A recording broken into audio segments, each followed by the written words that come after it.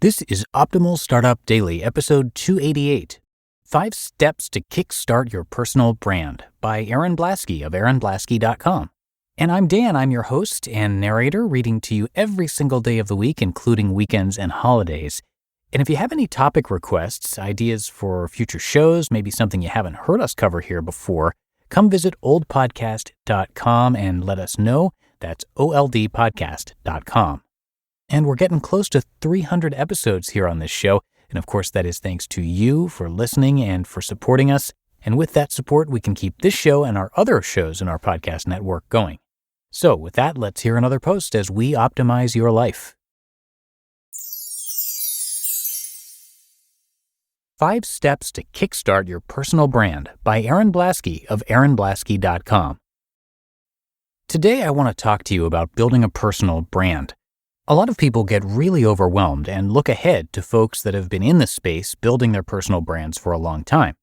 The key thing to remember when you're idolizing those individuals is that they all started somewhere. A first tweet, a first YouTube video, a first post on Instagram. The thing that helped me the most was to start small and focus on a few little activities that move the needle every week versus trying to do it all at once. I'm going to share with you 5 things that you can do to get started with your personal brand. And I'll share one mistake that I see a lot of people make that will help you avoid that road bump on your journey. Ready? Let's go. Step number 1, write a fun, story-based bio. Let's be honest, nobody wants to read a boring bio that doesn't contain anything real or human in it. While you do want to establish credibility and highlight your accomplishments, don't forget to also add in a bit of humor, your passions outside of your career, or your origin story. In other words, what made you excited about what you do today. For me, I often share the story of my dad giving me a Commodore 64, and I try to weave that in when it makes sense. Step number 2, create a consistent experience across all platforms. The next step is to take that bio to all the social platforms that you're on and ensure that you're creating a consistent experience for your community. Now, you might want to craft each bio to suit the platform and the type of content you're going to share on each one, but the idea is to at least make it feel like the same person. While you're at it, it's also a good idea to freshen up the graphics, social headers, and profile photos, and audit your content. I like canva.com for social graphics, and you literally need 0 design skills to use it. Step number 3, choose 3 to 5 pillar topics. Next, choose 3 to 5 topics that you're passionate about. These will become your pillars to help you guide the content you'll share and shape the connections you will make as you build your brand. For me, I share a lot about marketing, startups, tech, and being fearless and unconventional. Think about these pillars as bumpers in a bowling alley. They help you stay on topic and give the folks in your community an idea of who you are, what you're about, and what they can expect when they follow your content. If you aren't sure what those things are, think about why you are sharing this content and what you're hoping to get out of it or what your goals are. I'll talk a bit more about my why later on to help you contextualize this. Step number 4, craft your content. The next step is to write out a few social posts that fall within those categories. I usually aim for about 3 tweets per day, 1 LinkedIn post per day, 1 Instagram post, a YouTube video per week, and 3 TikToks per week. Side note, those last 2 are things I'm working on building in 2021, so stay tuned to see how I do with that. For productivity purposes, you can batch the creation of your content together. Maybe you set aside some time on Saturday or Sunday to create your content for the week ahead. You'll be far more successful if you batch it versus having to do it in real time. Step number 5, take your content to the social platforms. The next step is to take that content to the platforms. You can use a scheduling tool like Buffer or Hootsuite if that helps you stick to a posting schedule. But, and here's that mistake I was telling you about earlier, it's important not to post and ghost. The magic of social media and building a personal brand is showing up as a person on those platforms, someone who's there to engage and answer questions, retweet or share comments, and be a part of the conversation.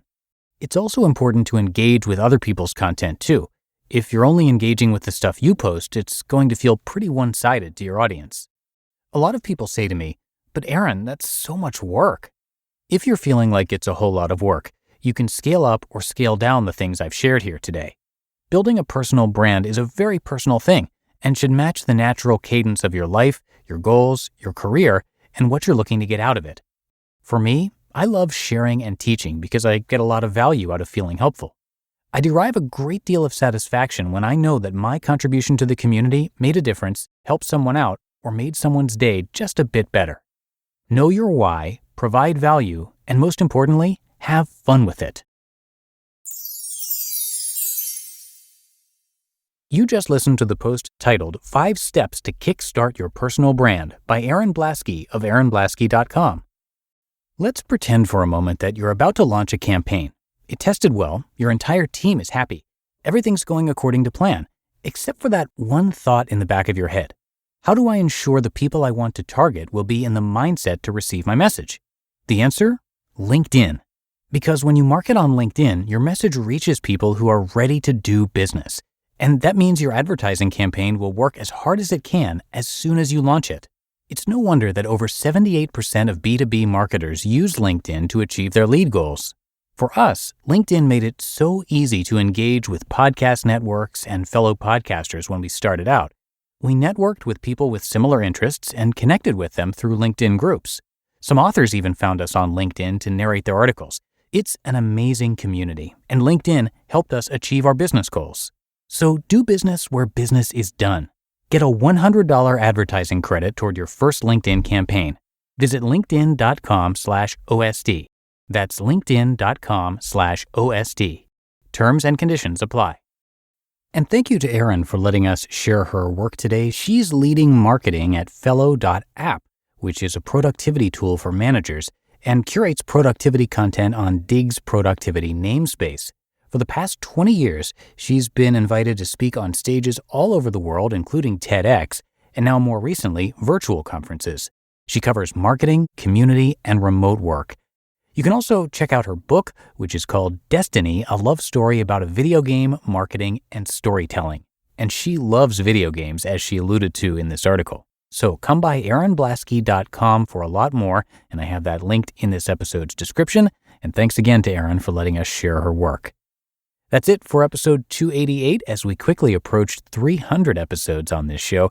Thanks so much for being here with me and listening every day. That is, of course, how we can keep this show going.